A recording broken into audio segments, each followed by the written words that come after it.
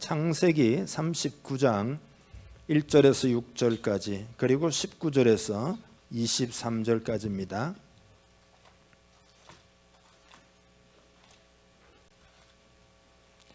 창세기 39장 1절에서 6절 먼저 읽겠습니다.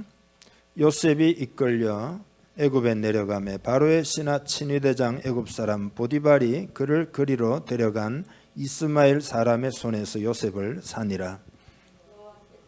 함께 하심으로 그가 형통한 자가 되어 그의 주인 애굽 사람의 집에 있으니 그의 주인이 여호와께서 그와 함께 하심을 보며 또 여호와께서 그의 범사에 형통하게 하심을 보았더라.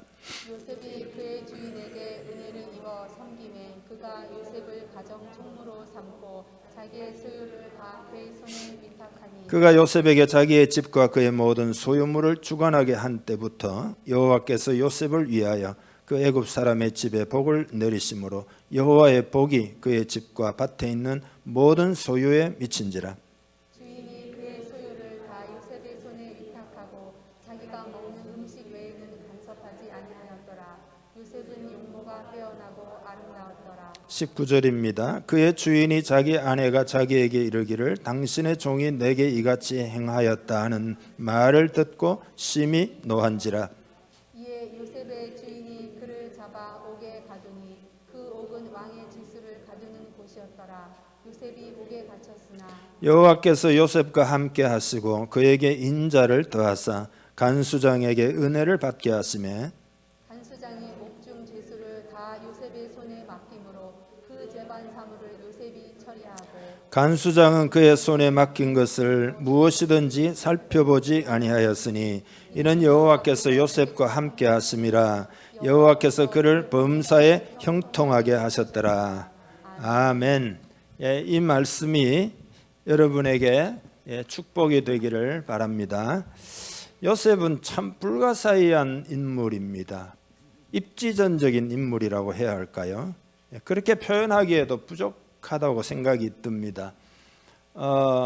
왜냐하면은 정말 이 드라마틱하잖아요. 형들의 미움을 받고 미디안 상인들에게 노예로 팔려가고 종이 되고 누명을 쓰고 감옥에 들어가고 그러나 결국은 극적으로 바로에게 등용이 되어가지고 그죠? 고대 애굽의 총리가 되어가지고 놀라운 정책으로 나라를 위기에서 건지고 주변에 있는 나라들의 리더가 되고 특별히 인류 구원을 위한 통로로 선택받은 야곱의 가정, 자기 족속들 70명이 좀 넘죠. 그들을 다 살린 거죠. 이게 가장 중요하죠. 그러니까 하나님 앞에 귀하고도 크게 쓰임을 받았습니다. 우리에게도 이런 은혜가 있기를 원합니다. 그래서 요셉의 삶에 대해서 오늘 본문에 보면 형통했다 이렇게 표현하잖아요. 형통했다. 그래서 제가 NIV하고 킹 제임스 버전 찾아보니까 형통이라는 말 success라 그랬거든요. 성공이라고 번역을 했고 그 다음에 이제 NASB라고 있습니다. New American Standard Bible이라고 있는데 거기에는 prosperity 그러니까 번영 이렇게 이제 번역을 했습니다.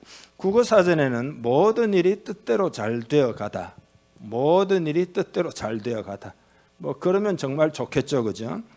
그런데 성경적으로는 모든 일이 내 뜻대로 내가 의도하는 대로 완벽하게 잘 되는 그 자체를 성경적 의미에서 형통이라고 말하지는 않습니다. 그러니까 하나님의 목적을 이룬다는 측면에서의 성공을 말합니다. 하나님의 구원 사역을 위한 번영을 말합니다. 그래서 그런 형통이 요셉에게 있었다. 그런 겁니다. 그래서 여기 보면은요, 아니 상인들한테 노예로 팔려가는데 보디발의 집에 들어갔다. 이것도 형통이죠. 하나님이 역사하신 것이죠. 그리고 인정을 받아가지고 가정 총무가 되잖아요. 그래서 주인이 그 모든 소유를 믿고 요셉에게 다 맡겼다는 거잖아요. 그러니까 이 인생이 무슨 막 지질이 비비꼬이고 이런 게 아니잖아요. 문제가 있지만 문제 가운데서도 하나님의 손길이 역사하는 거죠. 그게 형통입니다. 감옥에 들어갔지만 그곳에서도 인정을 받아가지고 간수장이 간섭도 안 하고 네가 알아서 다 해라 워낙 잘하니까 재반 업무를 다 처리합니다. 그 감옥에는 고관들이 들어와 있는데 실제적으로는 노예인 요셉이 리더 역할을 하는 것을 볼 수가 있습니다. 그리고 요셉은 감옥이 그를 가둘 수 없는 인물이었어요. 결국은 바로의 꿈을 해석하고, 그죠? 그 고대 애굽의 이제 소위 말해서 총리로 등용이 되어 가지고 놀라운 정책, 하나님 주신 지혜로 정책을 펼쳐 가지고 말이죠. 그죠? 흉년기에 창고도 만들고 여러 가지 대비책들 다 만들어 가지고 그 시대를 구하고, 이게 형통이다 이 말이죠. 그런데 여러분, 우리는 이러한 형통이 왜 있었느냐, 그 이유가 궁금하잖아요. 오늘 본문에는 분명하게 이야기하고 있어요. 2절에 보면 여호와께서 요셉과 함께 하심으로 그가 형통한 자가 되었다는 겁니다. 그 다음에 39장 21절에는 이는 여호와께서 요셉과 함께 하심이라 여호와께서 그를 범사에 형통하게 하셨더라. 그러니까 요셉이 형통하게 된 그 이유가 뭐냐, 그건 여호와께서 함께 하셨기 때문이다. 함께 하신 은혜 때문이다. 여호와께서 함께 하신다는 말의 의미는 제가 생각할 때는 5가지의 의미가 있다고 봅니다. 첫째로는 함께 하신다는 말은 우리의 기도에 응답하신다. 첫째로는 그런 의미이고, 두 번째로는 하나님이 보호해 주신다. 험한 세상, 위험한 세상에 보호해 주신다. 마치 여러분, 우리가 지붕이 있으면 쌓아온 폭우가 내리고 폭풍우가 불어도 우리를 보호해 주지 않습니까? 다윗 같은 사람은 지존자의 은밀한 곳에 나를 숨기신다. 그게 이제 보호죠, 보호. 그게 함께 하심이죠. 세 번째 함께 한다는 의미는 승리하게 하신다. 하나님이 함께 하니까 승리하게 하신, 전쟁에 나가도 승리하고 이렇다 이 말이에요. 그 다음에 네 번째로는 인도하신다. 하나님이 나와 함께 하시면은 나를 불기둥 구름기둥으로 이스라엘을 인도하듯이 인도하신다. 다섯 번째는 건져내신다. 그렇죠? 위기 가운데 건져내시고 구원해내신다. 그러니까 요셉에게 이렇게 함께 하셨다는 겁니다. 자, 그런데 여러분, 하나님이 함께 하셔서 형통한 자가 됐다는 것은 우리가 살아가고 있는 세상에서는 좀 다르게 생각하죠. 예를 들어 물질주의 세상 문화에서는 성공이라는 것은 전적으로 개인의 역량과 노력에 달렸다라고 생각을 해요. 그래서 소위 진화론적이죠. 적자생존 이런 거잖아요. 자수성가라는 말이 있지 않습니까? 자기가 자신의 힘으로 성공했다는 거죠. 이게 물질주의적인 문화에서 말하는 성공 이유입니다. 운명론적인 문화 속에서는요, 예를 들어 인도나 그죠? 그런 문화 속에서는 성공이라고 하는 것은 우연의 산물이거나 혹은 행운이 깃들어서 그렇거나, 어떤 사람은 신의 변덕에 의해서 누구는 망하게 하고 누구는 흥하게 하고 그렇다는 겁니다. 그러나 성경에서는 이제 이 부분에 있어서 이 부분도 중요합니다. 하나님의 은혜와 인간의 책임이 이렇게 나란히 가고 있다. 이게 성경적 개념입니다. 그러니까 인간은 노력할 책임이 있어요. 노력할 책임이 있어요. 인간은. 하지만 성공을 주는 분은 하나님입니다. 하나님의 은혜에 의해서 성공, 형통이 온다라는 것입니다. 그래서 이것이 성경에 보면은요, 신명기 8장 18절에 보면 내 하나님 여호와를 기억하라. 그가 내게 재물 얻을 능력을 주셨습니다. 이스라엘 백성들에게 재물을 얻을 능력을 하나님이 주신 것이다. 그래서 찰스 스펄전은 은혜와 책임의 균형을 설명할 때 이런 이야기를 해요. 두 소녀가 있었는데 한 소녀는 공부를 잘해요. 근데 한 소녀는 성적이 좋지가 않습니다. 그래서 아무리 해도 성적이 오르지 않으니까 친구 보고 하는 이야기가 그 성공의 비결이 도대체 뭐냐? 어떻게 하면은 성적이 좋으냐? 그러니까 성적 좋은 소녀가 하는 이야기가 두 가지를 이야기해요. 숙제를 열심히 하고 그 다음에 시험 준비를 미리부터 차근차근 철저하게 한다. 그래서 성적이 안 좋은 소녀가 나도 그렇게 해봐야 되겠다 해서 열심히 했어요. 근데 나중에 성적 나왔을 때 보니까 옛날이나 지금이나 똑같아요. 그래서 자기 친구한테 나 그렇게 했는데 도대체가 성적이 오르지 않는다. 그 이유가 도대체 뭐냐? 그러니까 성적 좋은 소녀가 묻기를 너는 기도는 했니? 그런 거예요. 기도는 했니? 그러면서 하는 이야기가 자기는 열심히 공부도 하고 그리고 하나님의 은혜도 구한다. 이렇게 이야기했다는 겁니다. 스펄전이 이 이야기를 하면서 이렇게 표현을 해요. 굉장히 중요합니다. 우리는 우리에게 모든 것이 달린 듯이 일하고 우리는 우리에게 모든 것이 달린 듯 일하고 하나님께 모든 것이 달린 듯 기도하며 그리고 결과가 나왔을 때 모든 영광은 하나님께 돌린다. 이렇게 표현을 했어요. 우리에게는 맡은 책임이 있어요. 최선을 다해야 됩니다. 하지만 성공은 전적으로 은혜다라는 겁니다. 그것이 성경에서 말하는 거예요. 그래서 여호와께서 함께 하심으로 형통한 자가 됐다는 겁니다. 그래서 마르틴 루터는 그렇게 이야기를 해요. 하나님이 때로는 이렇게 보니까 열심히 노력해서 복을 얻은 사람이 있고 어떤 사람은 별로 노력을 하지 않았는데도 하나님이 복 주신 경우도 있다. 그러나 결코 이렇게 표현을 해요. 우리의 노력 때문에 복을 주시는 것은 아니다. 하나님은 언제나 자격이 없는 우리에게 자비를 베풀어 복을 주신다. 그러니까 우리가 소유하고 있거나 우리가 가지고 있거나 우리가 지식이 있거나 그 모든 것들은 하나님이 주신 것이다. 이게 개혁주의 신앙이에요. 코든 매드라는 사람은 이렇게 이야기해요. 우리는 직업을 통해 그물을 편다. 직업을 통해 그물을 편다는 말은 노력한다 이 말이죠. 열심히. 하지만 그 그물 안으로 무엇이든 들여보내 주시는 분은 하나님이시다. 이렇게 이야기했어요. 이제 이분이 청교도의 영향을 받은 건데요. 여러분 종교개혁 이후에 청교도 운동이 일어나지 않습니까? 영국 중심으로 해서 유럽 전역에. 그런데 청교도들은 부 있잖아요. 부를 인간의 노력만으로 얻은 결과나 혹은 하나님께 인정받은 징표가 아니다는 겁니다. 내가 예를 들어 부를 소유하고 있으면 하나님께 인정을 받았기 때문에 축복받은 것이 아니다. 성공은 하나님이 인정하셨다는 증거가 아니라 그거는 바로 은혜의 표징이다. 이렇게 청교도들은 생각을 했습니다.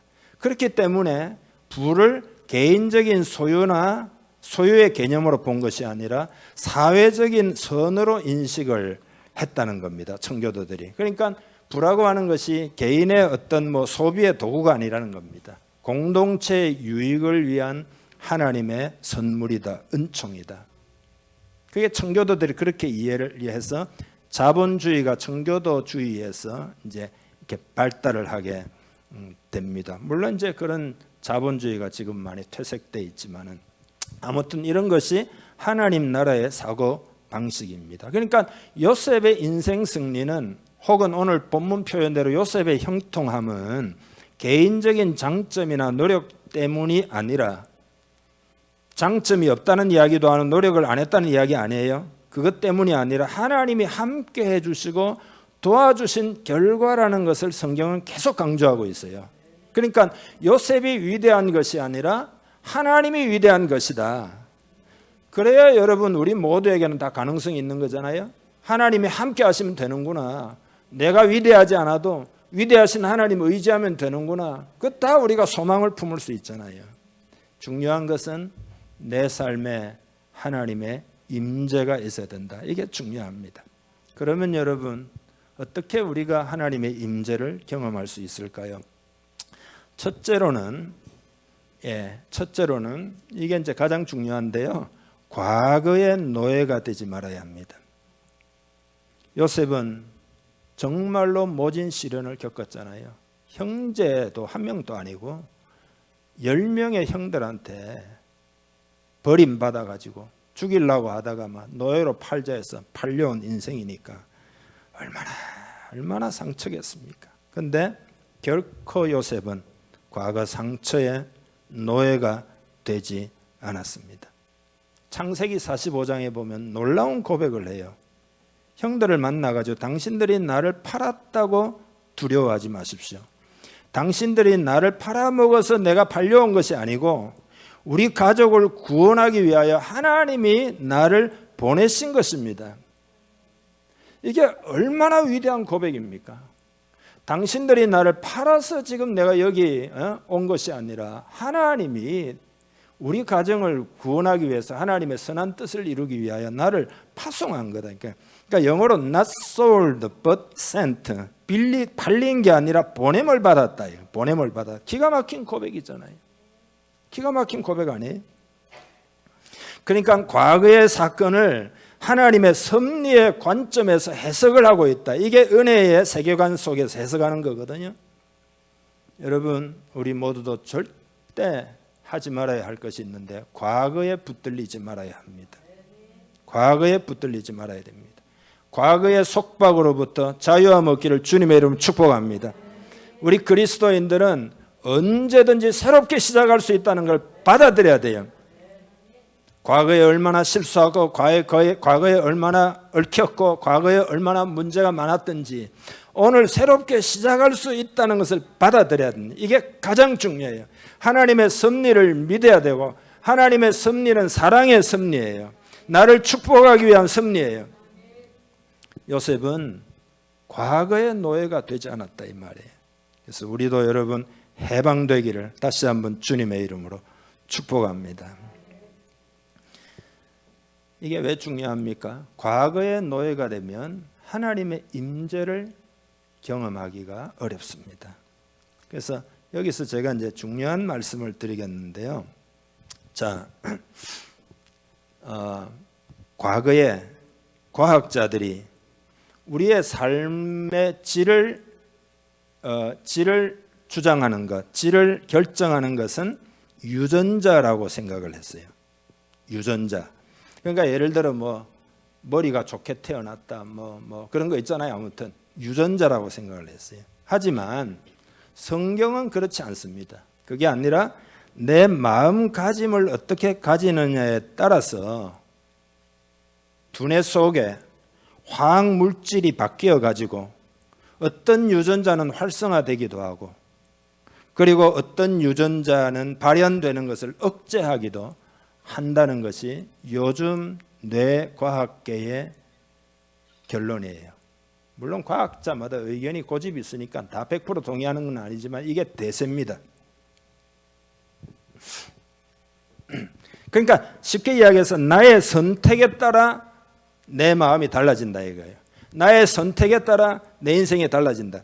그래서 이게 이제 성경에 나오는 생각이냐? 성경에 나옵니다. 신명기 30장 19절에 보면 내가 오늘 하늘과 땅을 불러 너희에게 증거를 삼노라. 내가 생명과 사망과 복과 저주를 내 앞에 두었은즉 너와 내 자손이 살기 위하여 생명을 택하라. 나의 선택에 따라 생명 쪽으로 갈 수도 있고 나의 선택에 따라 그죠? 사망 쪽으로 갈 수도 있고 복 쪽으로 갈 수도 있고 저주 쪽으로 갈 수도 있다. 그러니까 뇌라고 하는 것이 결정되어서 내가 타고난 그런 결정 어떤 것 유전자 그게 나를 좌우하는 것이 아니라 뇌라고 하는 것은 내 마음이 결정하고 내 마음이 선택하는 것에 따라서 뇌가 움직인다. 그런 이야기. 그게 현대 뇌과학의 이야기예요. 모든 것에 대해 어떤 태도로 반응하느냐에 따라서 내 삶이 달라져요. 내가 환경을 바꿀 수는 없어요. 일어나는 사건을 바꿀 수 없지만 그것에 반응하는 나의 태도는 내가 결정할 수 있다. 그래서 마음이 중요하다. 그 말입니다. 그러니까 물질주의적인 유물론자들은 마음도 생각이라 생각해가지고 뇌가 결정된 대로 생각한다 이렇게 생각을 하지만 성경은 그게 아니에요. 우리는 그런 물질적인 존재가 아닙니다. 마음은 따로 있고 그 마음의 선택에 따라 뇌가 움직인, 이걸 갖다가 이제 어려운 말로 뇌가소성이라 그럽니다. 뇌가소성. 그러니까 인간의 뇌라고 하는 것은 초기에 확정된 프로그램에 따라 작동하는 기계가 아니다. 내가 인격적으로 선택하고 결심하고 결정하고 하는 것이 뇌에 영향을 미치고 내 몸과 내 삶에 영향을 미친다. 그러니까 내 사고방식에 따라 내 마음 먹기에 따라 우리의 뇌는 수시로 바뀐다 이 말이죠. 결정론이 아니다 이 말이죠. 그래서 여러분 이거를 이해하면은요, 하나님 다음으로 이 우주에서 위대한 게 우리의 마음입니다. 그게 성경적인 생각입니다. 그러니까 이거를 이제 다른 말로 하면 하나님이 우리에게 자유의지를 주셨다. 자유의지를 가진 존재로 창조했다. 내 선택에 따라 내 뇌를 변화시킬 수 있다. 그런 이야기입니다. 이 말은 다른 말로 하면 우리는 타고난 유전자에 굴종하는 피해자가 아니다 이 말이죠. 여러분 이해하시죠? 우리는 피해자가 아니다 이 말. 나는 뭐 그렇게 타고났고 뭐 어쩌고 저쩌고 우리 아버지가 어쨌고 뭐 우리는 피해자가 아니다. 피해자가 아니다. 정해진 게 아니다. 그래서 행복이라는 건 뭐냐? 그건 우리의 마음에서 시작이 된다. 그러니까 이런 거죠. 성공을 하면 행복할 것이다. 그러니까 성공한 후에 행복을 누리는 게 아니라 이 말이죠. 성공은 행복에 뒤따르는 거다 이 말이죠. 지금 당신이 행복하냐? 그래야 성공이 온다, 형통이 온다, 그런 이야기예요. 그러니까 내 마음의 혼란을 내가 결정하면 통제할 수도 있고 내 습관도 바꿀 수도 있고 선택하면 변화가 올 수도 있고 상처도 극복할 수 있다 이 말이죠. 그래서 제가 이것과 관련한 책을 이제 읽으면서 큰 도전을 받았어요. 제가 이제 요즘 바이러스 상황이니까요, 목회자도 우리가 좀 답답하잖아요. 그러니까 제 마음도 막 갑갑하고 막 그냥 불편하고 막 어떨 때는 막 괜히 막 신경질 나고 있잖아요. 예? 소화도 안 되고. 그래가 위장약 막 제가 한 3주는 먹었을 겁니다. 근데 이 지금 말씀드린 이 내용과 관련된 인지신경과학계에 몸담고 있는 캐롤라인 리프 박사가 쓴 책이 있어요. 여자분인데요. 그 책을 읽고는 마음에 깨달음이 엄청나게 오는 거예요. 그래서 실험을 한번 해봤어요. 실험 저한테.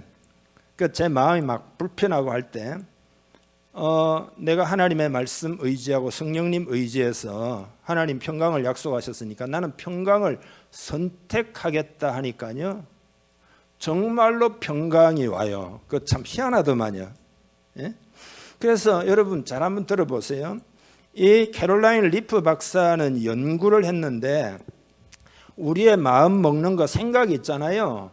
그게 있잖아요. 생각을 어떤 방식으로 하면 그에 해당되는 단백질이 실제로 만들어진다는 겁니다. 그러니까 무슨 뭐 마음이라고 그러면 뭐 보이지 않는 뭐 이런 게 아니라 실제로 우리 뇌에서 단백질이 만들어진다 이거예요. 만들어진다. 그건 여러분이 뭐 잘 알죠, 그죠? 그죠? 무슨 뭐 기뻐하면 웃으면 뭐가 나오고 이런 거 많이 하잖아요. 하나님은 자유롭게 생각할 수 있는 능력, 자유롭게 선택할 수 있는 능력을 우리에게 주셨습니다. 우리는 죄의 종이 아니잖아요. 성령으로 기름 부음 받은 하나님의 말씀을 우리가 가지고 있잖아요. 그러니까 그 말씀의 비추임을 받아가, 이게 하나님의 은혜의 차원이죠.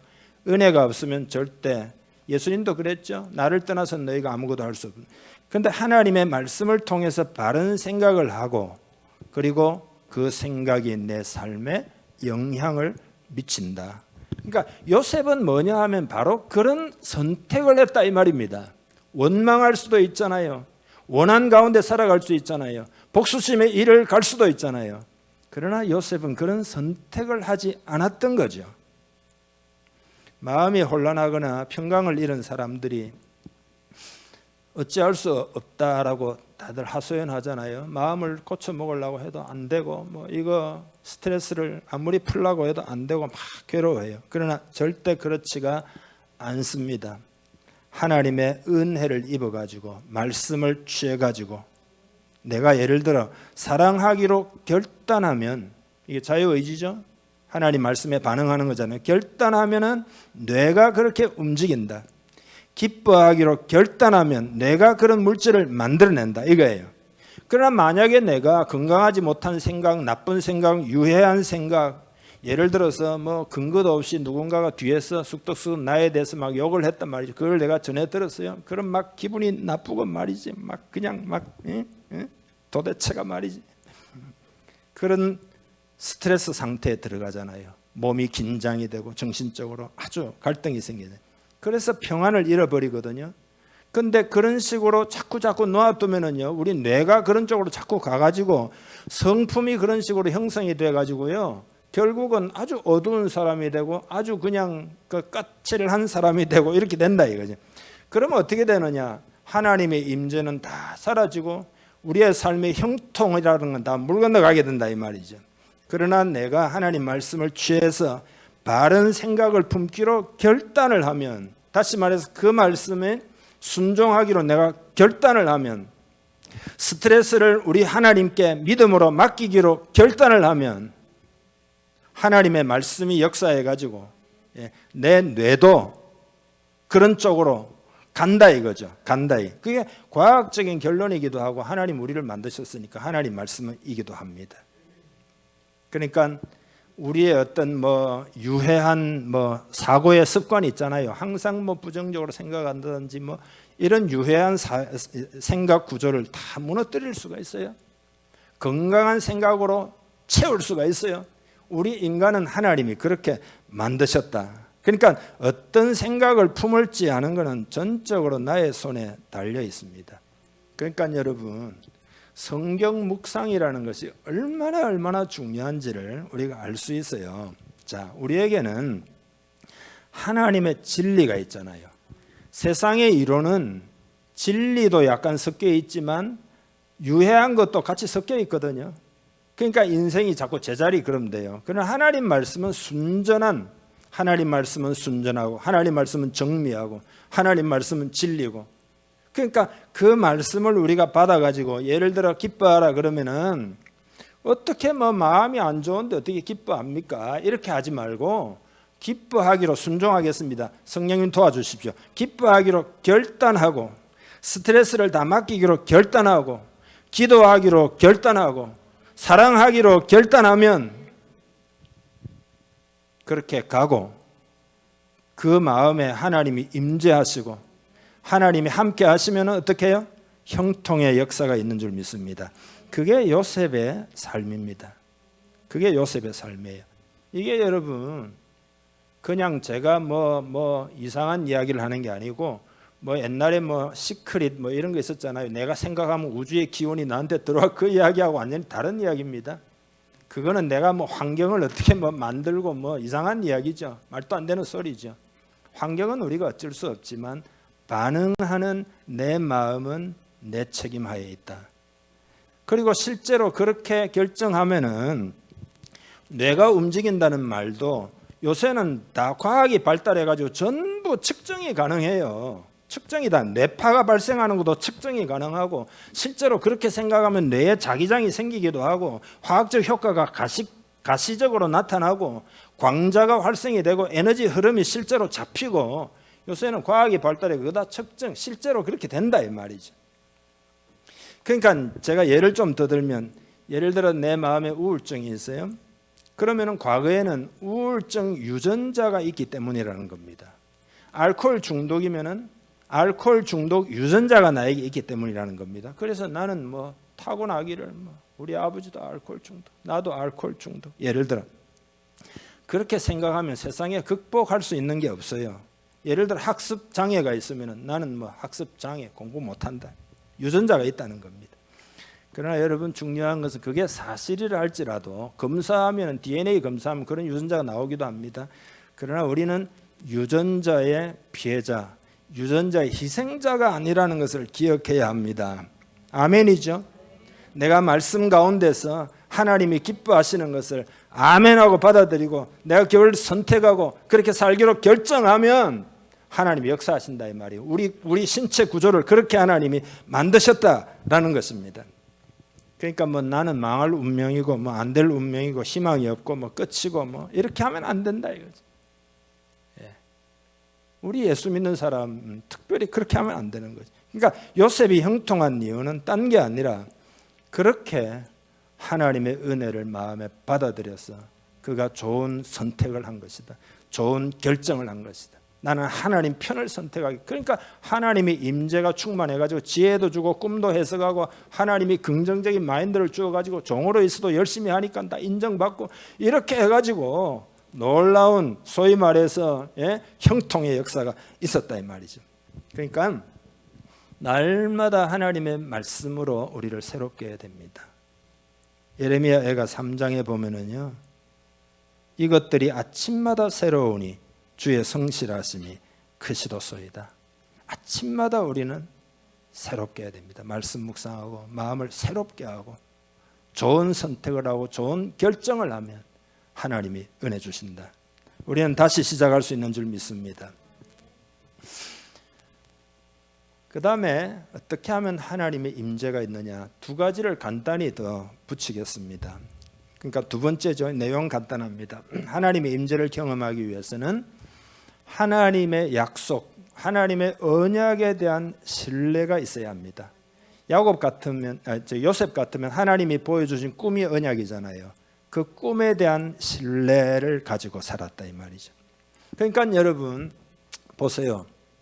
우리가 하나님의 말씀을 읽을 때 이렇게 읽어야 됩니다. 우리 인간이라는 건 좌뇌가 있고 우뇌가 있잖아요. 좌뇌는 분석적이고 합리적이고 이성적이고 우뇌는 음악을 한다든지 뭐 종합적이랄지 무슨 상상력이랄지 예술 활동이랄지, 그죠? 이게 우뇌라 이 말이죠. 그러니까 하나님의 말씀은 분석도 하지만 그것만 해서는 안 됩니다. 그건 차가워집니다. 그렇게만 하면 안 되고 하나님의 말씀 속에서 그림을 그려야 됩니다. 그림을 그린다는 표현이 중요합니다. 상상 속에서 예를 들어서 요셉에게 하나님이 꿈을 주었잖아요. 11 형제가 자기에게 절하는 꿈 꾸고 뭐 볏집단이 뭐 절하고, 근데 그것이 앞으로 일어날 일인 것을 자기의 비전 속에서 상상 속에서 그 그림을 품었던 거죠. 그러니까 하나님의 말씀을 대할 때마다 하나님이 이렇게 약속하셨네요. 하나님이 이렇게 하셨네요. 우리 가정은 이런 가정, 우리 교회는 이런 교회가 되고 내 인생은 이렇게 되고 우리 회사는 이렇게 돼야 되겠네요. 이런 게 성경을 읽다가 마음에 감동이 오면 여러분 그림을 그려야 된다면, 그림을. 제가 이제 삶에 열정이 없는 사람들 있잖아요. 왜 삶에 열정이 없느냐? 그러니까 하나님이 저에게 딱 가르쳐 주셨어요. 삶에 열정이 없는 이유는요, 그림이 없어서 그렇습니다. 그 인생에 그림이 그려져야 되는데 그림이 없으니까 삶에 열정이 없는 거죠. 만약에 여러분에게 나는 왜 이렇게 열정이 없냐? 그건 여러분이 모자라서 그런 게 절대 아니에요. 여러분 삶에 그림을 그리기 시작하면 반드시 열정이 생깁니다. 말씀으로 그림 그리기를 주님의 이름 축복합니다. 예수님이 제자들에게 그림을 그리도록 뭐라고 이야기했느냐? 너희는 가서 모든 민족을 제자로 삼아 아버지와 아들과 성령의 이름으로 세례를 베풀고 내가 너희에게 분부한 모든 것을 가르쳐 지키게 하라니까. 이 사람들이 뭐 비행기를 타봤어요? 무슨 뭐 외국에 가봤어요? 근데 모든 민족을 제자로 삼으라니까 자기 나름대로 그림을 그린 거잖아요. 그림을 그려가지고 그 그림을 꽉 넣고 있으니까 하나님이 축복하셔서 그 12제자를 근거로 해가지고 온 세상에 복음이 증거되고 오늘 우리도 예수 믿은 줄 믿습니다. 오직 성령이 너희에게 임하시면 너희가 권능을 받고 예루살렘과 온 유대와 사마리아 땅끝까지를 내 증인이 되리라. 이게 그림을 준 거죠. 그림을 풀어 넣어주니까 사도 바울도 그 그림을 가지고 나중에 로마로 나중에 스바나로 가가지고 복음 전해야지 하는 그 전체가 말이죠. 유럽 전체가 사도 바울의 머릿속에 상상 속에 그 영 속에 다 들어와 있었던 거죠. 이게 그림의 능력이에요. 그림의 능력. 그러니까 하나님의 임재 가운데 살아가는 원리 두 가지를 제가 말씀드렸잖아요. 사람들은 과거를 후회하고 미래를 두려워하잖아요. 그러나 우리는 그 반대로 해야 된다.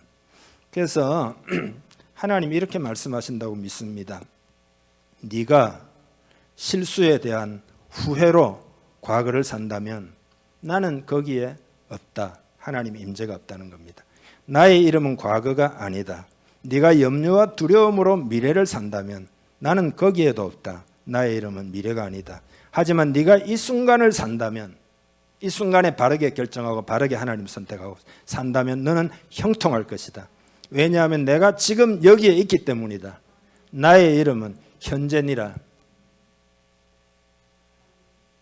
모세에게 하나님이 나는 나다 그랬잖아요. 나는 나다. 나는 스스로 있는 자다. 그 말이 I am who I am. 나는 나다. 나는 지금 현재에 있는 하나님. 그러니까 여러분 현재에 계신 하나님 만나야 돼요. 우리 예배 열심히 드리고 내일부터 주님 만납시다. 그게 아니에요. 오늘 만나기를 바랍니다. 지금 하나님을 우리는 찬양하고 지금 하나님의 음성을 듣는 거다 이 말이죠. 예. 세 번째로 하나님의 임재를 경험하기 위해서는 정결함을 유지하시기 바랍니다. 하나님의 임재를 떠나가게 만드는 게 죄입니다. 이사야 59장 1절에 보면 여호와의 손이 짧아 구원하지 못하심도 아니요 귀가 둔하여 듣지 못하심도 아니라 오직 너희 죄악이 너희와 너희 하나님 사이를 갈라놓았고 너희 죄가 그의 얼굴을 가리어서 너희에게서 듣지 않으시게 함이니라. 죄가 하나님 나 사이에 딱 가로막고 있어서 하나님의 임재를 경험하지 못하고 산다. 그런 거죠. 그러니까 여러분 마음의 미움이 사라지도록 만들기를 축복합니다. 험담이 여러분의 입에 사라지기를 축복합니다. 수근수근하는 것이 사라지게 하시기를 축복합니다. 지금까지 잘못 살았다면, 예를 들어서 요즘 뭐 문제가 있다면, 감사하게도 그리스도의 십자가에 보혈이 있는 줄 믿습니다. 그 보혈을 의지해서 회개하면 더 큰 은혜를 주신다. 그래서 죄가 많은 곳에 은혜가 넘친다는 거잖아요. 진실한 회개는 하나님의 은혜를 가져옵니다. 이런 이야기가 있어요. 두 사람이 오토바이 하나에다가 두 사람이 타고 가요. 신나게 달리다 보니까 과속을 했습니다. 그 교통순경이 불러 세워가지고 그냥 좋게 타이릅니다. 아니 알만한 사람들이 그렇게 과속을 하냐고. 그러면서 봐준 거예요. 스티커 안 떼고 조심해서 좀 운전 좀 하시라고, 큰 사고 난다고. 그렇게 봐주면은 아이고 고맙습니다 인사하고 겸손하게 가면 되는데, 한 사람이 우쭐해가지고 하는 이야기가 뭐 우리는 괜찮아요. 예수님이 함께 타고 가기 때문에 괜찮아요. 이런 거예요. 교통순경이 그 이야기를 듣고 기분 나빠가지고 정색을 하면서 스티커를 발부하겠습니다. 왜냐하면 이는 초과입니다. 예수님까지 함께 타니까 세 사람 탔다 이거죠. 그래서 스티커 맞았대요. 제가 이 이야기를 보면서요, 오늘날 예수를 믿을 때 이런 거죠. 정결함을 추구하지 않고 예수 믿는 것을 무슨 부적 가지고 다니듯이, 부적 달고 다니듯이. 그러니까 종교 생활은 이런 삶의 변화가 없어요. 회개가 없는 삶이에요. 오늘날 많은 그리스도인들이 진정한 회개가 없고 예수 믿는 것도 종교 생활 뭐 부적 달고 다니듯이 뭐 예수 하나님이 무슨 뭐 내 부적이 되는 것처럼. 형통한 삶이라고 하는 것은 변화를 통해서 옵니다. 은혜를 담는 그릇이 삶의 변화입니다. 그러니까 하나님이 함께 해주신다는 것이 내 삶은 전혀 변화가 없고 그냥 부적 가지고 다니듯이 하나님이 축복해 주시, 그게 기복주의다 이거죠. 기복주의가 딴 게 아니라 뭐 복이 주어지고 뭐 성공이 주어지고, 그게 복이 주어진다고 해서 기복주의면 뭐 아브라함도 기복주의고 무슨 뭐 다 기복주의입니까? 그러니까 필요할 때만 하나님 부르고 내 이익이 될 때만 하나님을 사용하고 이용하고, 그게 기복주의다 이 말이죠. 하나님이 원하시는 것은 정결한 것이다. 그 정결함을 위해서 우리를 구원하셨지, 뭐 예수님이 십자가에 달려 왜 죽습니까? 우리의 의를 위해서 돌아가신 것이지, 뭐 우리가 그대로 그냥 부정한 가운데 있을 것 같으면 예수님 뭐 십자가에 돌아가시고 피 흘리시고 그럴 이유가 없잖아요. 그냥 나한테 오면 괜찮다, 됐다, 뭐 나한테 잘하면 막 봐준다. 그러면 하나님의 의가 도대체 어디 가겠냐 이 말이죠. 그런 종교가 실제로 많이 있어요. 그래서 요셉이 보디발의 아내가 유혹할 때 어떻게 대응을 하느냐. 39장 9절에 이 집에는 나보다 큰 이가 없으며 주인이 아무것도 내게 금하지 아니하였어도 금한 것은 당신뿐이니 당신은 그의 아내임이라. 그런즉 내가 어찌 이 큰 악을 행하여 하나님께 죄를 지으리까. 하나님께 어찌 내가 죄를 짓겠습니까? 그랬다 이 말이죠. 여러분, 정결하게 살기로 결단하고 거룩하게 살기를 결단하고 실수했더라도 예수 십자가 보혈을 의지하여 다시 정결함을 입고 그렇게 하면은요, 기도가 회복이 되고 하나님의 임재가 회복되고 더 큰 은혜를 주셔요. 그게 하나님의 사랑입니다. 참으로 측량할 수 없는 사랑이다, 은혜다 이 말이죠. 그래서 결국은 여러분, 하나님이 함께 하시는 방법을 말씀드렸습니다. 여러분 삶에 적용해서 우리 교회도 우리 각자도 여러분 우리 나머지 인생 형통합시다. 형통하기를 주님의 이름 축복합니다. 기도하겠습니다. 하나님 형통케 하시고 오늘 들은 말씀 내 삶에 적용하기를 원합니다. 결단하면서 다 같이 기도하겠습니다. 하나님 감사합니다. 우리의 삶에 형통함을 주실 줄 믿습니다. 하나님의 임재 가운 하나님의 임재가 우리 삶에 있기를 원합니다. 결코 과거의 노예가 되지 않기를 원합니다. 예수 이름으로 해방될지어다. 예수 이름으로 속박에서 풀려날지어다. 예수 이름으로 자유케 될지어다. 예수 이름으로 과거의 상처로부터 치유될지어다. 하나님의 임재를 경험하기 위해서 하나님의 약속의 말씀 언약을 내 마음에 품고 그림을 그리고 믿음으로 살아가는 우리 되게 하여 주옵소서. 또한 하나님 아버지, 우리 마음에 정결함이 있기를 원합니다. 십자가 보혈을 의지하고 회개합니다. 하나님 우리 심령에 보혈로 씻어주시고 새롭게 하시고 날마다 새롭게 되어 순전히 하나님을 쫓고 승리하게 하시고 형통케 하여 주시옵소서.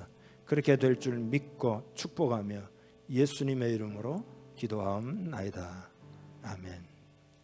이제는 우리 주 예수 그리스도의 은혜와 하나님 아버지의 크신 사랑과 성령의 교제 교통하심이 주일 예배로 하나님께 영광을 돌리는 사랑하는 주님의 백성들 머리 위에 가정과 자녀들 하는 모든 사업과 일들 위에 비전 위에 기도의 제목 위에 함께 하옵시기를 간절히 축원하옵나이다.